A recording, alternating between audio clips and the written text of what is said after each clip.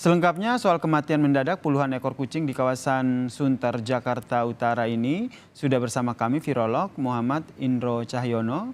Selamat malam. Selamat malam, Pak.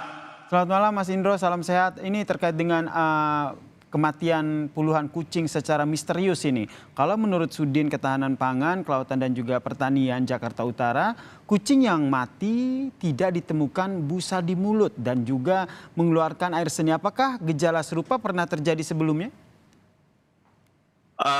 Kalau kita mau melihat mengenai masalah yang terjadi di RW 05 di Sunter Agung, Tanjung Priok itu, maka kita harus punya timeline atau urutan waktu. Jadi selama 10 hari terakhir itu yang mati kan 21 ekor. Betul. Itu yang paling banyak itu di RT 12 ekor, kemudian RT samping-sampingnya 11 dan 15 itu 3 ekor dan 1 ekor. Itu kematian yang pertama kali terjadi di situ. Baru kemudian dalam 6 hari terakhir ada di RT 01 dan 06, 4 ekor dan 1 ekor. Jadi ada 2 klaster di situ. Klaster pertama itu dari RT 12, itu epicentrumnya itu di situ 12 ekor. Kemudian RT 12, 11, 15 klaster pertama. Sumbernya dari situ. Kemudian RT 1 dan RT 06 itu klaster kedua.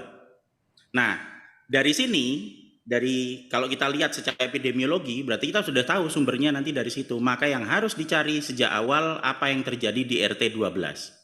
Itu sumber penyidikan pertama. Kalau kita bicara dari epidemiologi, kita bicara dari virologi, karena kematian mendadak yang terjadi dalam satu urutan waktu itu hanya ada 2 kemungkinan. Pertama, kemungkinannya penyakit virus. Kedua, karena keracunan. Kemungkinan itu ya?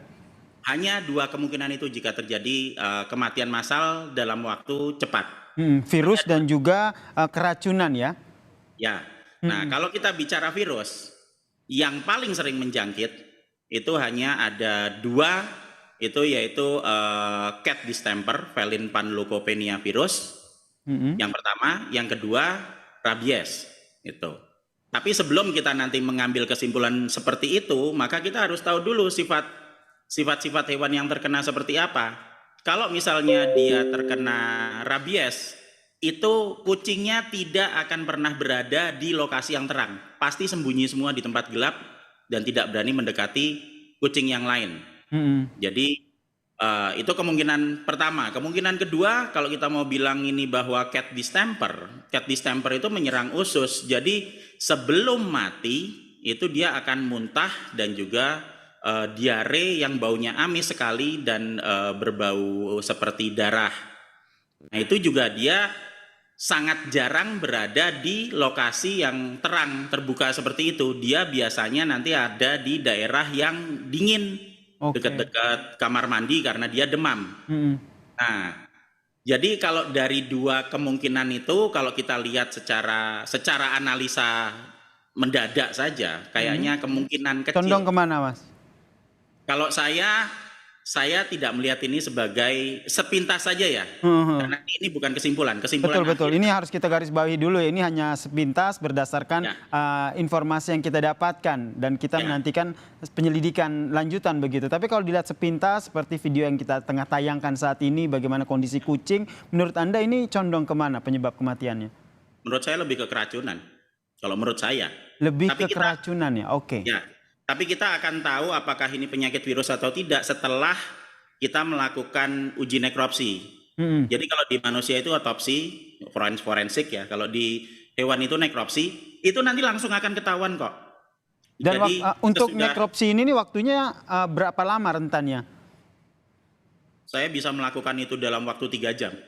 Oke, berarti harusnya sudah ada hasilnya ya begitu ya. Karena sejak kemarin dan ini juga sudah cukup lama. Itu berarti kemungkinan sudah ada hasilnya begitu ya yang dilakukan oleh petugas saat ini ya? Ada hasil tapi belum hasil definitif. Karena hasil definitif harus mengikuti pengujian berdasarkan PCR. Karena kita lihat tadi ada kemungkinan 2 virusnya, maka kita harus ngambil organ. Kalau rabies kita ngambil otak. Sementara kalau kita ngambil dari yang feline panleukopenia virus tadi, cat distemper, maka kita ngambil usus kemudian dilakukan pengujian PCR. Nah, PCR tidak pernah berbohong. PCR akan langsung kelihatan. PCR itu pengerjaannya cepat, hanya sekitar 2 jam, tapi mungkin ngantrinya lama. makanya bisa jadi 3 hari dan itu wajar, biasa saja. Nah, sementara kalau keracunan itu ada banyak sekali racun yang menyerang saraf. Nah, ini ada racun yang kalau saya melihat dari sebaran seperti ini kelihatannya bukan racun yang diberikan secara langsung. Maksudnya langsung saya berikan ke makanan terus disebar ke kucing, itu tidak. Tapi Tapi saya masukkan dulu tujuannya untuk membasmi tikus. Tikusnya nanti kelayapan kemana-mana, diburu sama kucing, kemudian dimakan, kucingnya ikut keracunan. oke. Nah, Mm-mm. itu masih dimungkinkan seperti itu. Tapi itu pun setelah nanti dilakukan nekropsi masih harus dilakukan uji peneguhan juga. Biasanya diambil hatinya karena semua racun itu kan didetoks di hati, kemudian nanti dimasukkan ke lab toksikologi untuk diuji HPLC, itu langsung kelihatan Baik, nanti. ini kan ada dua kemungkinan begitu, ada yang terkait dengan virus dan juga keracunan. Kalau terkait dengan penyebab utamanya, andai kata soal virus, apakah ini bisa menular sesama hewan atau bagaimana? Jika misalnya kita nggak bisa bilang seandainya ya. Jika memang itu virus, harus ditentukan dulu virusnya apa. Oke. Gitu. Karena kalau kita mau bicara tentang virus, ya nyatanya memang nyebar toh. Tapi apapun itu epicentrumnya ada di RT 12. RT 12 itu dekat sama kelurahan RW 05, itu jalan terus saja, itu nanti ada keluar kelurahan belok kanan terus perapatan maju terus ada di sana. Oke, kemudian apa yang harus dilakukan menurut Anda begitu? Apa yang harus dilakukan oleh pemerintah setempat begitu, petugas yang terkait sehingga benar-benar kasus kematian kucing secara misterius ini dapat segera terungkap dan berujung pada masyarakat nggak khawatir, apalagi yang punya peliharaan kucing, Mas? Simpel sekali, peneguhan diagnosa. Yang dilakukan sudah benar, nekropsi sudah benar. Lakukan nekropsi semuanya, Baik. ambil perwakilan dari setiap RT itu, terutama yang di RT 12 karena epicentrumnya ada di RT 12, data nekropsi kelihatan, kerusakan organ kelihatan, lakukan peneguhan juga lewat uji PCR untuk mengecek apakah itu Baik.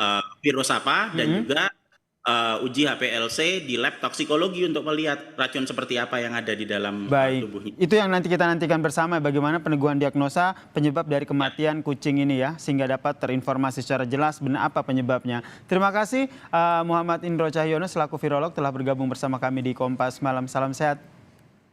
Salam sehat, terima kasih. Dan